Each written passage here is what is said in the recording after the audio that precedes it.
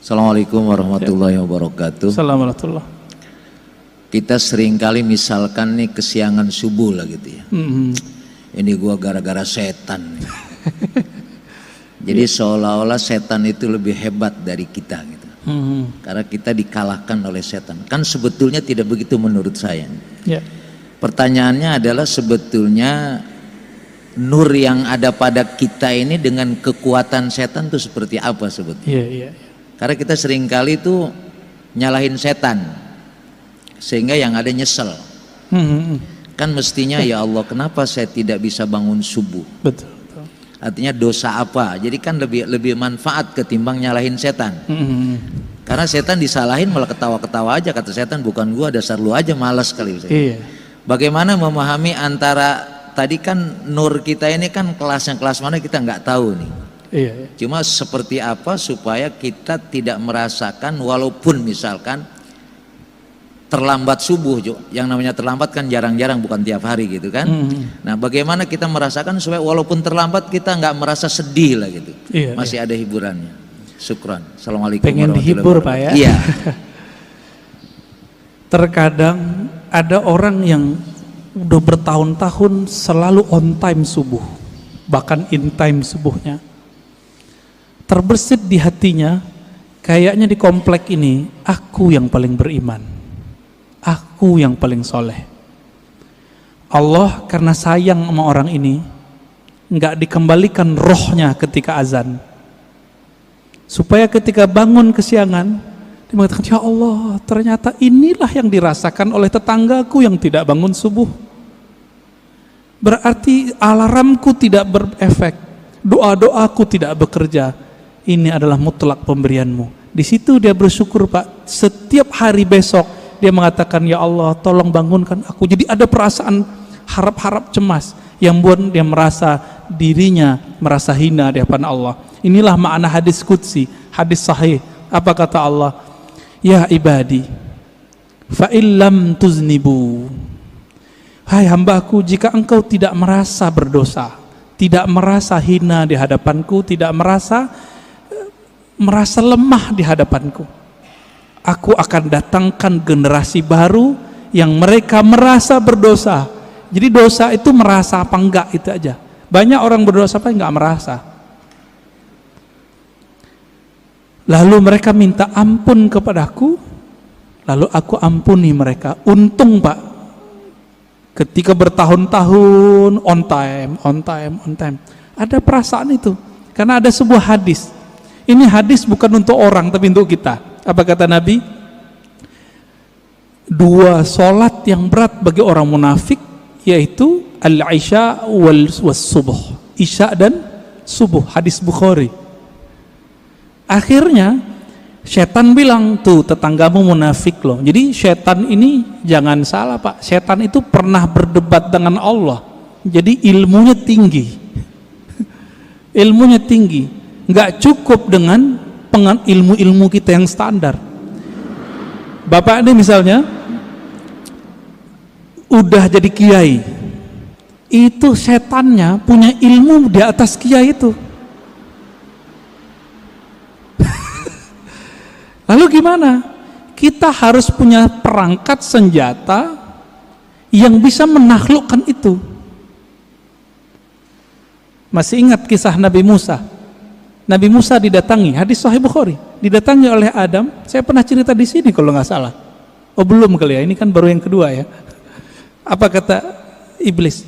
Hei Musa, ente kan kalimullah, orang yang dialog dengan Allah. Ya, bilang dong ke Allah, aku mau tobat nih. Iblis pernah kepikiran mau tobat, karena iblis udah ditunjukin neraka itu kayak gimana Pak. Iblis loh ya. Jadi iblis aja kepikiran mau tobat, masa orang maksiat gak pikiran tobat? Lalu apa kata Musa? Bertanya Musa kepada Allah, lalu Allah sampaikan kepada Musa, sampaikan itu kepada iblis. Ya? Hei iblis, apa? Jika engkau ingin tobat, maka revisilah pembangkanganmu itu. Gimana cara merevisi pembangkangannya?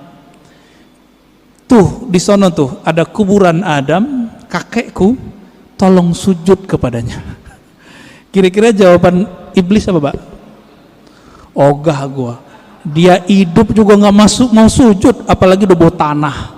Tambah kufur, Pak. Inilah pribadi iblis. Jadi orang-orang yang iblisiyah ini, pewaris iblis, ngaji bukan nambah iman, nambah kufur. Ngaji bukan nambah rendah hati, nambah sombong. Apa kata si iblis waktu Nabi Adam masih hidup? Ana khairum minhu. Aneh kan lebih baik dari dia.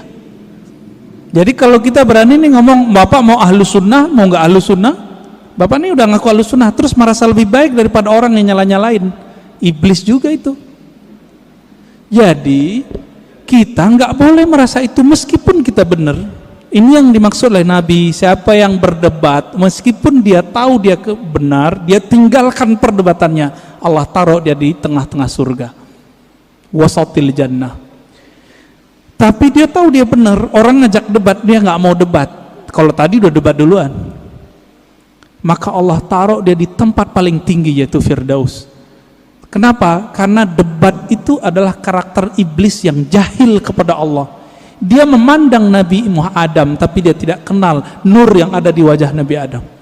Nur apa itu? Nur Muhammad. Tiupan Allahu Ahad itu ada di wajah Nabi Adam. Iblis gak bisa lihat itu alim atau jahil. Yang ini gak akan bisa ditembus oleh iblis, Pak. Iblis minta izin kepada Allah, ya Allah, tolong izinkan aku mengakses kolbunya manusia. Apa kata Allah? Enggak diizinkan ente. Tapi ente punya cara. Tidak langsung. Caranya apa? Tajri majrad dam. Kamu diizinkan mengakses lewat darah, tapi enggak boleh langsung ke jantung, karena jantung berhubungan dengan kolbu.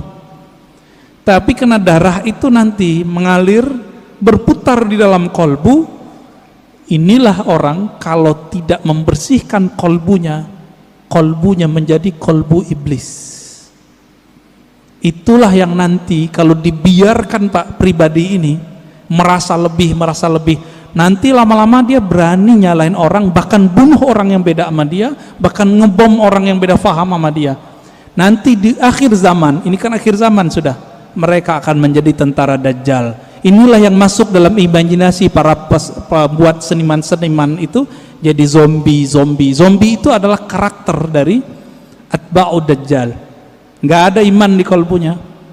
Hati-hati, Pak.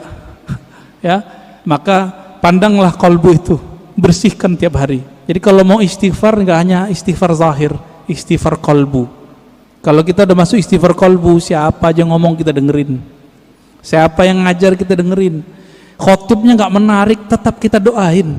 Tapi kalau iblis bersarang di kolbu lewat darah itu, karena dia bisa menguasai darah di mata, dia akan bilang, khotib bodoh, gitu, Pak. Mulai itu. Walaupun Bapak ini ahlu sunnah aswaja katanya, kolbunya sudah jadi kolbu setan. Jadi jangan heran banyak nanti dai-dai yang katanya berpakaian aswaja ahlu sunnah, tapi kolbunya sudah kolbu iblis. Apalagi yang bukan ahlus sunnah. Semoga Allah melindungi kolbu kita. Amin ya rabbal alamin.